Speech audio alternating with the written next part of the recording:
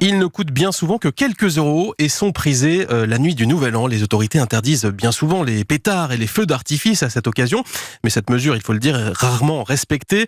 L'an dernier, rien qu'à Strasbourg, 2 personnes ont eu un doigt amputé. Alors pour sensibiliser les plus jeunes, des collégiens ont visité le service SOS Main du CHU de la capitale alsacienne. Reportage pour Europe 1 d'Arthur Elmbachet.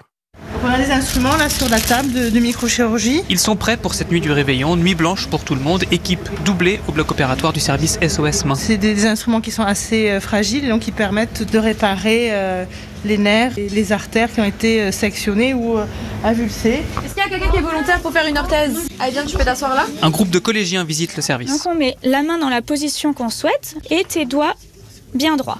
Voilà. Étape chez Martine et Juliette, la kiné et l'ergothérapeute. Il y a beaucoup d'amputations, les soirs de Nouvel An. Et là, il y a tout un parcours de reconstruction. Après, changer de métier, réaménager tout son quotidien pour vivre avec un doigt en moins, vivre avec plusieurs doigts en moins. Enfin voilà, ça a des conséquences assez dramatiques sur sa vie privée, sur sa vie professionnelle. Théo et Lilian sont en 4e dans un collège du coin. Quand on a vu le doigt avec la chair, l'os coupé, enfin vraiment la moitié du doigt amputé, ça me donne vraiment beaucoup moins d'enfer. Après les images, c'est répugnant, on va dire. L'an dernier, 65 personnes ont été blessées par des pétards dans le Bas-Rhin. 60% d'entre eux étaient des mineurs. Strasbourg, Arthur Elmbachet, Europe 1.